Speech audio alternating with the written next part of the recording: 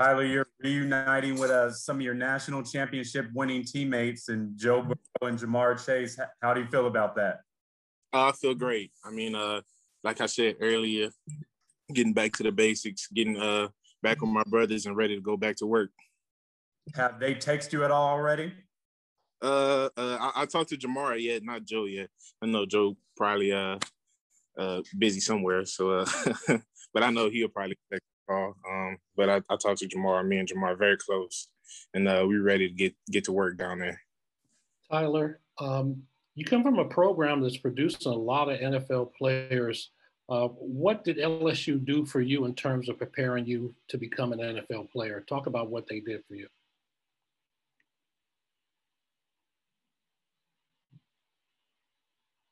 I think you're on mute. Tyler, you're on mute. Sorry. There you go. Yeah, at LSU, they prepared all my brothers and myself for the next level. So they taught me well off the field and on the field. And that's one thing I really appreciate about them. Thank you. What was the biggest difference for you during that 2019 season? Did something just kind of click for you that year, or what changed between that season and previous years? Yeah, after the 2018 season, after the last few games, after I played a lot, got the college level at LSU and understood the standards that they wanted me to meet. I matured during the spring and before the 2019 season. Me and my brothers on the defensive side, we all set our standards. We all set our ground and we stood them. So, I mean, that's why we made it all the way to the championship and won it. Tyler, what was it like talking with Bengals coaches during the pre-draft process? And did you know they were pretty interested in you coming into the draft? Actually, I really didn't. And this really shocked me and surprised me that I'm going back with Jamar Chase and Joe and reunite with them. But I'm highly blessed and excited to be there and start a new family over there. How beneficial do you think it's going to be to have some familiar faces as you're getting used to a new city, a new area? It'd be very beneficial. I mean, seeing their faces, we came from the same place, get to work out with them, spend time with them, and just get familiar over there, and hopefully win a lot of games. You were listed as a nose tackle. Do you consider yourself a nose tackle? Honestly, yes, I do, but I'm universal, so I can also play outside. I could learn through the opt-out season, learn how to pass the rusher, so I could bring a lot of trades to Cincinnati and go to work. So what text do you feel really comfortable with? Like your top two or three? Say that again. I said, what techniques are you really comfortable with? Like your top two or three? It would be from 0 to 3. I'm universal, so I mean, most of the times, like at LSU, I'm known for taking up doubles or triple teams. So I mean, as long as my linebackers eat, my edges eat, I'm okay. I'm a team player, so that's what really counts. But trying to get some stats for myself too.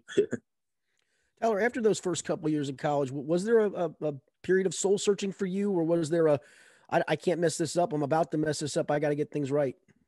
Honestly, yes, sir. It was a time that I had to mature. That's when Coach O, Verge, all the staff members, they locked in with me, and I appreciate them for that. It was just time of me being young, getting ready to play at standards that they want me to reach, and I ended up reaching at it mid-time I was there. That's what really helped me out to mature through the 2019 season. Tyler, you have a reputation for playing big in big games. Can you kind of run me through that Alabama game and what that challenge presented and what you did well? Yes, sir. I mean, we prepared ourselves throughout the week and weeks before, so we had it on our mind when we played Alabama, and we brought everything to the table. So one thing for sure that we prepared was the defensive line. We know they will try to do a lot of things against us, and when I go into big games, I have a big mindset, big plays, big big opportunities. So what I did was I focused, locked in, dialed in, and we got the job done. Tyler, are you a big NFL fan? And do you know much about the Bengals in the AFC North? Do you know much about what you're getting into here? Not really, but I'm ready to learn, ready to get down and start something new.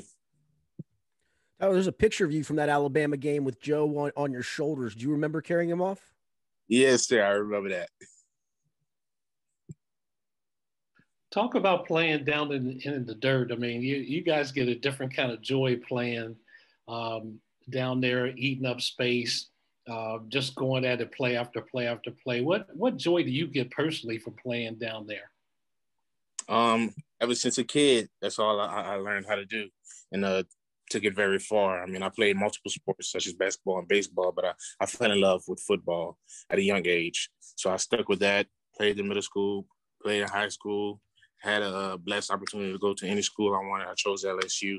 And I mean, it's a blessing to me, and watch myself grow and take over the leadership of my dad, my own family friends that play football, and they get to watch me go to the next level. Tyler, you mentioned you had to mature in between the 2018 and 2019 season. How much did that benefit you after you opted out in 2020, and how hard was that to be on the sidelines and sitting out while LSU was playing? Yeah, well, when I opted out, I mean, there was a lot of pros and cons what I needed to work on. So before I got training started, before I moved to Dallas to train, I mean, me and my agent, Rocky Arsenal, we sat down and we mapped out things that I needed to work on. And for myself personally, that was another tab that I needed to work on, was my maturity, my work ethic and everything. And during the opt-out stage, that's one thing I really worked on. And I say to myself, it went through the roof. So what was your reason for opting out, Tyler? COVID. Yes, sir. I wanted to play safe, stay healthy. My grandmother and a few other family members, they caught the COVID. I'm highly blessed that they're here with me today and still pumping and rolling. So yes, sir. Sir, what kind of T-shirt are you wearing, sir? Just what does it say on your shirt, and is there a meaning to that? Oh, okay, there you go. NFL LSU, yes, sir. An homage to your school, I guess. Yes, sir. I read that at one point you maybe were like 390 pounds, but got that down to 350.